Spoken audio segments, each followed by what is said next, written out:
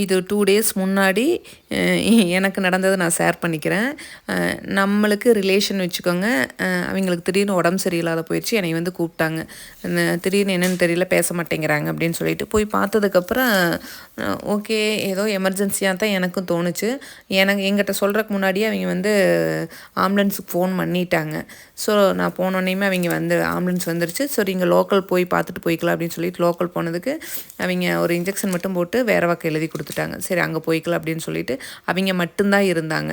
வேணால் பையன் மருமகன் இதெல்லாம் பார்த்தீங்கன்னா மருமகள்லாம் கொஞ்சம் வெளியே இருந்தாங்க. அதாவது ஃபங்க்ஷன் மாதிரி போயிட்டாங்கன்னு வச்சுக்கோங்களேன். இவங்க மட்டும்தான் இருந்தாங்க. இவங்களுக்கும் பார்த்தீங்கன்னா அதிகமாக ஃபாரினில் இருந்தவங்க இங்கே வந்து செட்டில் ஆகி ஒரு 6 இயர்ஸ் தான் ஆச்சு. அதனால் இந்த ஏரியாவில் இருக்கிறதெல்லாம் கொஞ்சம் அதிகமாக தெரியாது. எந்த ஹாஸ்பிட்டல், என்ன பண்ணணும், எங்கே போகணும் அப்படிங்கிறதெல்லாம் வந்து நார்மலாக தெரியாது அவங்களுக்கு. ஸோ அதனால் நான் கூட இருந்தேன். நெக்ஸ்ட்டு பையன் விட்டுட்டு போயிடலாம் அப்படின்னு நினச்சிட்டு இருந்தேன். சரி, அவங்களும் ஒரு 1 ஹவரில் வந்துருவா அப்படின்னு சொன்னாங்க. மகன் மருமகள் எல்லாம் வந்துருவா அப்படின்னு சொன்னாங்க. சரி அப்படின்னு நினச்சிட்டு வெயிட் பண்ணிகிட்டு இருந்தேன். அப்புறம் சரி, நீங்கள் கிளம்புங்க, ஆம்புலன்ஸில் தான் வந்தோம். ஸோ நீங்கள் ஆம்புலன்ஸ்லேயே கிளம்பிக்கிங்க, பஸ் ஏறி போகிறதுக்கு அண்ணாலாம் வந்துருவாங்க, ஒன்றும் ப்ராப்ளம் இல்லை, நான் மேனேஜ் பண்ணிக்கிறேன் அப்படிங்கிற மாதிரி சொன்னாங்க. சரி அப்படின்னு சொல்லிவிட்டு நான் ஆம்புலன்ஸ்லேயே ரிட்டன் வந்துட்டேன். அதுதான் ஃபஸ்ட் டைமுங்க ஆம்புலன்ஸில். இங்கே ஏறையிலேயே பேக் சைடு தான் ஏறினேன் ஆம்புலன்ஸில். அந்த பொண்ணு வந்து ஏறிட்டாங்க. 2வது நான் ஏறினேன். மாமா கொஞ்சம் வெளியே போயிட்டாங்க. ஸோ நான் தான் இருந்தேன்னா சரிப்பா, என்ன பண்ண முடியும் அப்படின்னு சொல்லிட்டு நான் ஏறினேன். உள்ளே போனோன்னே எனக்கு ஒரு மாதிரி டென்ஷனாக இருந்ததுன்னா பார்த்து பயமாக இல்லை, அவங்க உள்ள ஸ்ட்ரெச்சரில் படுத்திருந்தாங்க, அதை பார்த்து எனக்கு பயமாக இல்லை. ஏதோ ரொம்ப க்ளோஸாக இருந்த ஏர் சர்க்குலேஷன் இல்லாத மாதிரி எனக்கு ஒரு ஃபீல் ஆச்சு. நார்மலாகவே வந்து நார்மல் கார்லேயே ஏர் சர்க்குலேஷன் இல்லைன்னா நான் வாமிட் வந்துடும் எனக்கு. சரி, இது வேறு ஒரு மாதிரி இருந்தது. அந்த ஆம்புலன்ஸ் ஓட்டுற தம்பிகிட்டே சொல்லிட்டேன், தங்க என்னால் இங்கே வந்து இருக்க முடியாது, நான் முன்னாடி வந்துடுவா அப்படின்னு சொன்னேன். முன்னாடி ஒரு பையன் இருந்தான். சரி நீ வீட்டுக்கு போடா அப்படின்னு சொல்லிட்டு அந்த பையனை அனுப்பிச்சி விட்டான் அந்த தம்பி. அப்புறம் நான் முன்னாடி போயிட்டேன். அக்கா, நீங்கள் பின்னாடிக்கு வந்தீங்கன்னா தான் பரவாயில்ல, முன்னாடிக்கு வந்தீங்கன்னா அதை விட டென்ஷன் ஆயிடுவீங்க டிரைவிங் பார்த்துட்டு அப்படின்னா. பரவாயில்லப்பா, அதுக்கு நான் இதை மேனேஜ் பண்ணிக்குவேன் அப்படின்னு சொல்லிட்டு முன்னாடியே வந்துட்டேன்.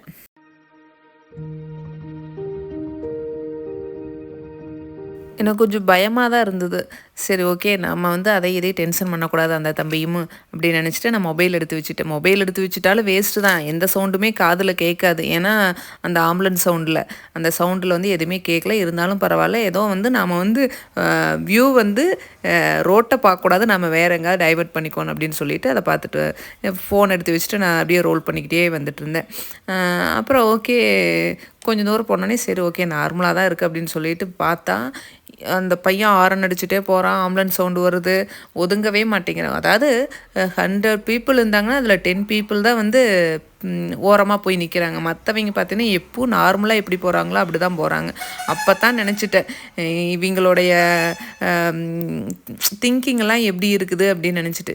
ஆம்புலன்ஸ் வருது அப்படின்னா நம்ம ஓரமாக நிற்கணும், எமர்ஜென்சியாக இருக்கும் அப்படிங்கிற திங்கிங்கோடு இல்லையே அப்படின்னு நினச்சிட்டு. அது இந்த டிரைவிங்கில் இருக்காங்கள்ல, ஆம்புலன்ஸ் ஓட்டுறாங்கள்ல, அவங்களுடைய கஷ்டம் ரொம்ப கஷ்டங்க.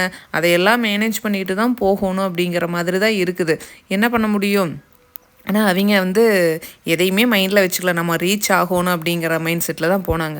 கிட்டத்தட்ட 1 ஹவரில் போனதை 14 நிமிஷமே என்னமோ ரீச் ஆகிட்டு அப்படின்னாப்புல. நான் வரையில் கேட்டேன், நான் டீட்டெயிலாக அந்த வரையில் அந்த தம்பிட்டு பேசிகிட்டே வந்தேன்னா 1 ஹவர் நாம தான் கொஞ்சம் நேரம் பேசினோம்னா க்ளோஸ் ஆயிடுவோமா. வரையில் ஸ்லோவாக தான் வந்தான். ஆம்புலன்ஸ்லேயே ரிட்டன் வந்துட்டேன். எப்போ எவ்வளோ நேரம் ஆகிருக்கு ரீச் ஆகிருக்கு, ஒரு 1/2 ஹவர் ஆயிருக்குமா அப்படின்னு கேட்டேன். இல்லைங்கக்கா 14 நிமிஷம் அப்படின்னு. எனக்கு என்னமோ ரொம்ப லேட்டான மாதிரி ஒரு ஃபீல் ஆச்சு அப்படின்னா. இல்லைங்க 14 நிமிஷத்தில் நாங்கள் ரீச் ஆகிட்டோம் அப்படின்னா. சரி ஓகே அப்படின்னு நினச்சிட்டு இது வந்து எப்படி நீ ஒரே பையனா அப்படின்னு சொல்லிட்டு ஃபேமிலி மேட்டர்லாம் பேசிகிட்டு வந்தேன். இல்லைங்கக்கா இன்னும் தம்பி ஒன்று இருக்கிறான், அப்படி அவன் என்ன ஃபீல்டுங்காட்டி அவன் ஏதோ ஒர்க் போயிட்டுருக்கிறான் அப்படின்னா. சரி ஓகே அப்படின்னு சொல்லிட்டு பேசிகிட்டு இருந்தேன். பேரண்ட்ஸ்க்கெல்லாம் அது தெரியுமா அப்படின்னதுக்கு இல்லைங்கக்கா தெரியாது, அதாவது கொஞ்சம் பேரண்ட்ஸ் வந்து படிக்காதவங்க மாதிரி எனக்கு தோணுச்சு. தெரியாதுங்கக்கா, நான் வந்து ஆள் வச்சு தான் இதை செஞ்சிட்ருக்கான்னு நினச்சிட்ருக்காங்க, அதனால் வந்து தெரியாது அப்படிங்கிற மாதிரி சொன்னேன். சரி ஓகே, இதெல்லாம் லைஃப் எப்படி இருக்காங்க, இதுக்குள்ளேருந்து எப்படி இந்த லைஃபுக்குள்ளே வந்தேன் அப்படின்னு ஒரு கொஸ்டினை வேறு நான் கேட்டேன்.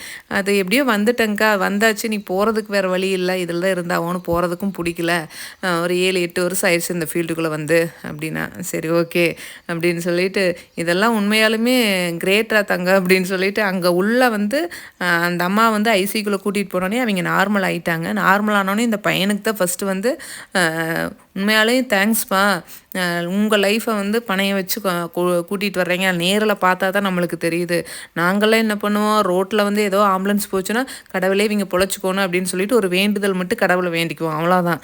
நீங்கள் வந்து ரிஸ்க் எடுக்கிறீங்க, உண்மையால் இது கண்கூட பார்க்கங்காட்டி தான் உங்களுடைய லைஃப் என்னங்கிறதே தெரியுது அப்படிங்கிற மாதிரி எனக்கு தோணுச்சு. சொல்லிட்டேன் அந்த பையன்கிட்டையும். எங்களுக்கு இதெல்லாம் பழகிருச்சுங்க்கா அப்படிங்கிற மாதிரி சொன்னேன். ஓகே, ஒன்றும் பிரச்சனை இல்லை அப்படின்னு சொல்லிட்டு ரிட்டன் வரையில் சரி ஒரு டீயை சாப்பிட்டு போகலாம், ரிலாக்ஸாக நீட்டு டீயாவது சாப்பிடு அப்படின்னு சொல்லிட்டு டீ கடை பார்த்து நிறுத்து ஒரு பேக்கரியில் அப்படின்னு சொல்லுங்காட்டி அவனும் மறந்துட்டு வந்துட்டான். சரி அதான் அந்த இன்னும் கொஞ்சம் தூரம் வந்ததுக்கப்புறம் ஒரு பேக்கரி ஒரு நிறுத்த சொன்னனே, நிறுத்து போயா அப்படிங்காட்டி அப்புறம் ஸ்டாப் பண்ணான்.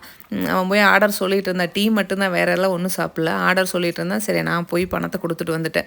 அப்போ லாஸ்ட் சாப்பிட்டு பணம் கொடுக்க போனேன். இல்லை நான் கொடுத்துட்டேன் வாடா பையன் அப்படின்னு சொல்லிட்டு கூட்டிகிட்டு வந்துட்டேன். உண்மையாலுமே அந்த லைஃப்பெல்லாம் வந்து நினச்சாவே பயமாக இருக்கிற மாதிரி இருக்குதுங்க. அப்புறம் எவ்வளோ பணம் வாங்கினேன் அப்படின்னு சொல்லிட்டு கேட்டேன். எவ்வளோப்பா இங்கேருந்து அங்கே எவ்வளோ அமௌண்ட்டு அப்படின்னு கேட்டதுக்கு ஒரு அமௌண்ட் சொன்னாப்புல. ஏங்கக்கா இது ஒர்த்தா தெரியுதா உங்களுக்கு, எப்படி தெரியுது, நீங்கள் முன்னாடி கொண்டுருந்தீங்கல்ல அப்படின்னா. ஓகேப்பா, இன்னமே சேர்த்து வாங்கியிருந்தாலும் நான் தப்புனெல்லாம் சொல்ல மாட்டேன். நீ போன ஸ்பீடு அதெல்லாம் பார்த்து கண்கூட நான் பார்த்தேன். ஸோ அதனால் வந்து எனக்கு வந்து இது பெருசாக தெரியல. இன்னமே நீ சேர்த்து வாங்கியிருக்கலாம், சேர்த்து அவங்க கொடுத்துருக்கோணும் அப்படிங்கிற மாதிரி நான் சொன்னேன். இல்லைங்கக்கா நீங்கள் சொல்கிறீங்க, நாங்கள் வந்து ஒரு 200-300 சேர்த்து கேட்டாலும் சேர்த்தி இல்லை சொல்கிற அமௌண்ட்லேருந்து 200-300 குறைச்சிக்கிட்டு தான் கொடுப்பாங்க. நான் இவங்ககிட்ட சொன்னதே வந்து நார்மலாக இருக்கிறத விட ஒரு 200 லெஸ் பண்ணி தான், கம்மியாக தான் சொன்னேன். அவங்க கேட்டோன்னே கொடுத்துட்டாங்க அப்படின்னாப்புல. சரி அதான் நினச்சிட்டேன், இவ்வளோ வந்து உயிரை பணயம் வச்சு கொண்டுட்டு வந்து விடுறாங்க, அவங்களுக்கு வந்து பணம் கொடுக்கறது தப்பு கிடையாது அப்படின்னு தோணுச்சு. அவங்ககிட்ட போய் பேரம் பேசக்கூடாது. நம்ம ஹாஸ்பிட்டலில் போய் கோடிக்கணக்கில் செலவு பண்ணுறோம், லட்சக்கணக்கில் செலவு பண்ணுறோம், அவங்ககிட்டலாம் நம்ம பேரம் பேசுறது கிடையாது. உண்மை தானே? இவங்க பணத்துக்காக தான் செய்கிறாங்க, உண்மைதான். போனால் அது லாபம்தான், உண்மையாலுமே அது லாபம்தான். டெய்லியும் பார்த்தீங்கன்னா 2 பேர் யாராவது வந்து இப்படி வந்தாங்கன்னா அவங்களுக்கு வந்து லாபம்தான். ஆனால் அவங்க லைஃபு கொஸ்டின் மார்க்கில் தானே இருக்குது, என்ன வேணாலும் நடக்கலாம்ல.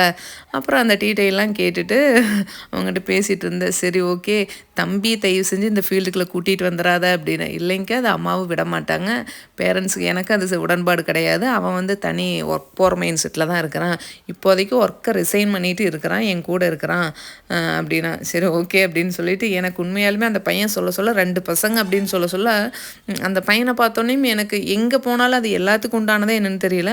அவனை பார்த்தோன்னே என் பசங்க ஞாபகம் அப்படிங்கிற மாதிரி தான் வந்தது. ஐயோ என் பையனாக இருந்தால் நான் இப்படி விடுவேனா, சத்தியமாக எவ்வளோ பணம் கொடுத்தாலும் நான் விடமாட்டேன் அப்படிங்கிறதான் தோணுச்சு.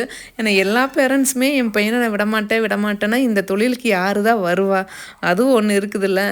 ஆனால் எந்த பெற்றவங்களும் பார்த்தீங்கன்னா மனசார விடமாட்டாங்க, எனக்கு தோன்றது அதுதான். ஏன்னா உயிரை கையில் பிடிச்சிக்கிட்டு இருக்கிற மாதிரி இருக்குது, எப்போ என்ன நடக்கும் அப்படிங்கிறதே தெரியாது.